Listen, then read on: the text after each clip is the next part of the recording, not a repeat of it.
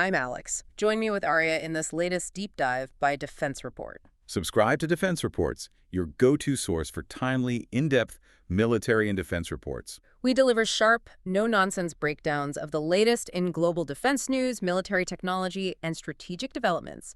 And today, we're covering some huge breaking news. It's December 25th, 2025, and reports are confirming a total collapse. Russian troops in the Ukrainian city of Kupiansk are cut off from supplies and are surrendering. It's a massive reversal, and our mission today is to unpack how this happened.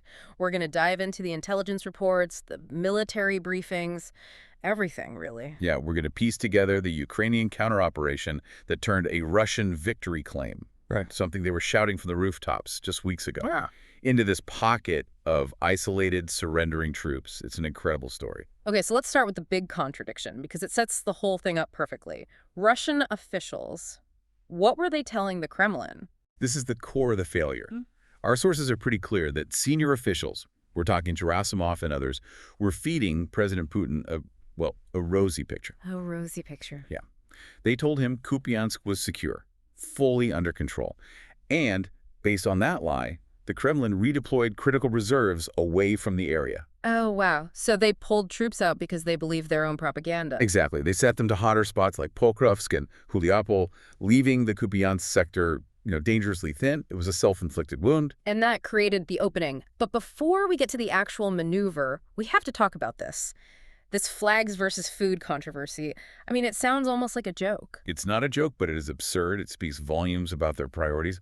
Once the troops were cut off, their ground supply lines, the GLOCs, were gone. Right. So they had to use these small drones for resupply.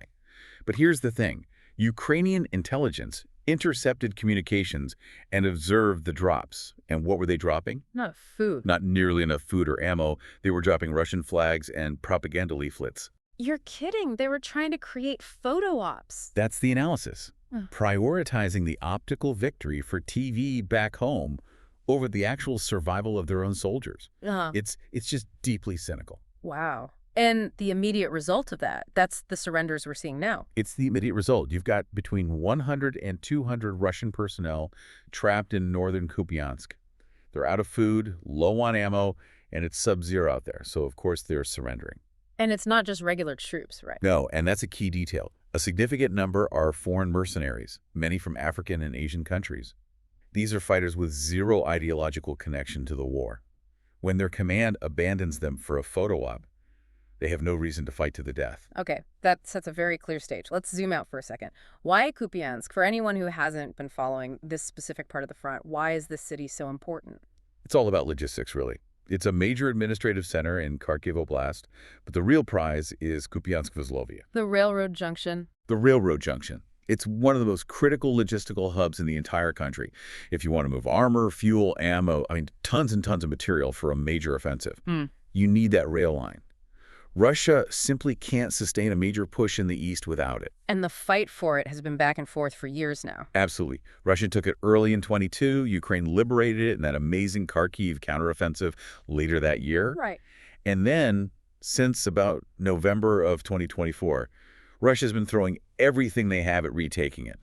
Over a year of just grinding, intense fighting. Which makes their victory claims from last month even more. Well, bold. Bold is one word for it. Okay. You had the Russian Defense Ministry claiming full capture on November 20th. Then Putin himself on December 2nd, he goes on record saying the city is theirs completely and in its entirety. But the whole time, the reality on the ground was totally different. Completely. We had geolocated footage showing Ukrainian troops holding their positions. The Ukrainian military was flatly denying the claims. And then President Zelensky shows up. Yeah, that visit on December 12th to the southwestern outskirts, that was a huge move. It was a direct, very visible rebuttal to Moscow's claims. And it signaled that something was already in motion. A sign that this counteroperation was already underway. The groundwork was laid, and by December 24th, just yesterday, the official Ukrainian reports started coming in. They'd reclaimed over 182 square kilometers in the area. This wasn't a sudden push. It was a slow burn that suddenly exploded. Okay, so let's talk about that explosion. Operational Khartia. How did Ukraine manage to achieve total surprise here? The key, the absolute #1 factor, was strict operational silence. Call it OPSEC, call it what you want. So no radio traffic. Almost nothing. Yeah. For nearly 3 months leading up to the main attack, they went dark. The goal was to blind Russia's reconnaissance. No radio chatter for them to intercept, no troop movements for their drones to spot. They made the assault force invisible. So Russia had no idea that Ukraine was massing troops for a punch. They had no idea where or when or how strong it would be. It prevented them from bringing in reinforcements or, just carpet bombing the assembly areas beforehand. It's information warfare, really.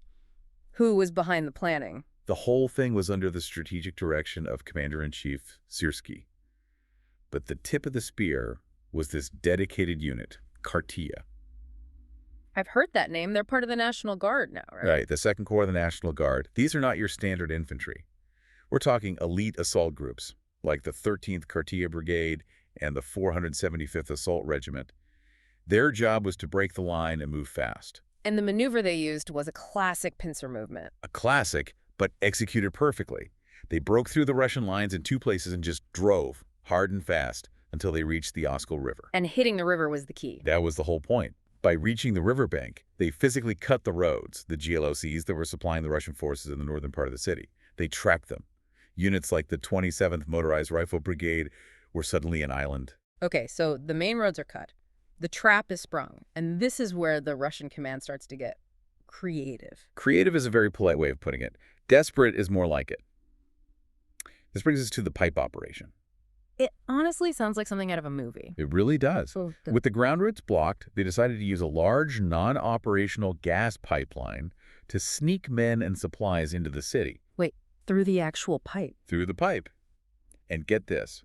Our sources say they were using electric scooters and even modified wheeled beds to move stuff through the tunnels underground. Electric scooters! You can't make this up. They were that desperate for a supply route. Any supply route.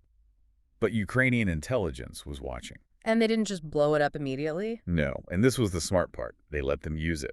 They watched as small Russian platoons went into the pipeline, and then they turned it into a tomb. What happened? On December 13th, the 429th Achilles Drone Regiment moved in. They used 3 tons of explosives. 3 tons? 3 tons. And they destroyed a section of the pipeline, burying or trapping everyone who was inside. And just like that, the last semi-viable route for resupply was gone. So now we have our group of 100 to 200 soldiers. Their main supply lines are cut. Their secret pipeline is destroyed. Their only option left is these small drone drops. An option that was doomed from the start. I mean, you have to think about the basic physics here. Right. A standard quadcopter drone, what can it carry? Maybe 2, 5, 10 kilograms at the absolute most. Which is nothing. It's nothing when you need tons of material a day. You need ammo, food, medical supplies, fuel for heaters. You can't do that 10 kilos at a time. The air bridge was mathematically impossible. And I assume Ukrainian forces were just waiting for those drones to take off. Of course. It was a gift. The Ukrainian electronic warfare units could track them easily. Ground observers could see their flight paths. Every drone flight basically gave away the exact location of a Russian bunker where soldiers were waiting for a payload. So the resupply attempt actually made them bigger targets. A huge liability. It painted a bullseye right on them. And this all circles back to that incredibly cynical choice, the flags versus food moment. It really does. It's the final piece of the puzzle. It shows that even with this last pathetic resupply method, the priority from Russian command wasn't survival. It was propaganda. It was the narrative. They were still trying to feed the rosy picture back home, even if it meant sacrificing their own men. That decision, to send a flag instead of a box of rations, is probably what broke the morale of those trapped soldiers completely. And we talked about the mercenaries. It has to hit them even harder. For sure. They're there for a paycheck, maybe a promise of citizenship. They're not there to die for a propaganda stunt. When they see their command has literally thrown them away, surrendering isn't a difficult choice. It's the only logical one. So this isn't just a tactical win for Ukraine. It feels like it exposes something much deeper, a systemic problem in the Russian military. It pulls the curtain back on the whole rotten structure, this rosy picture problem. It's not new. We've seen pro-Russian mill bloggers complaining about it for years. The ones who are actually on the ground and see the reality. Exactly. They constantly accuse the Ministry of Defense, Gerasimov specifically, of lying all the way up the chain of command. There was that one report, I think in November, where officials claimed they'd captured 11 settlements. The reality was? The mill bloggers on the ground confirmed they only held 3 of them. So this culture of lying is endemic. And in Kupiansk, that lie had a direct, catastrophic consequence. The most direct consequence possible. The lie goes up the chain, command believes it, and they pull their reserves out. The operational cost of that lie flows right back down to the soldiers on the front line who are left exposed and undermanned. So let's talk about what this means on the grander strategic level. A victory like this has to give Ukraine some serious leverage. It absolutely does. Success on the battlefield translates directly to strength at the negotiating table. Kyiv is in constant dialogue with its Western partners, and this changes the tone of those conversations. You're talking about Zelensky's new 20-point peace plan. Exactly. There are some really interesting shifts in this latest proposal compared to earlier ones. What's different? Well, first, it calls for a ceasefire along the current front line, but it carefully avoids the term freezing the conflict, which is a major sticking point. Which would favor Russia. Right. Second, it proposes an increase in the cap for Ukraine's military to 800,000 personnel. That's up from 600,000 in earlier talks. It's a statement of intent. And what about NATO? That's the most telling part. This new plan is completely silent on the issue of NATO membership. It doesn't rule it out. And a victory like Kupiansk allows Kyiv to hold firm on these core issues, to resist being pressured into concessions.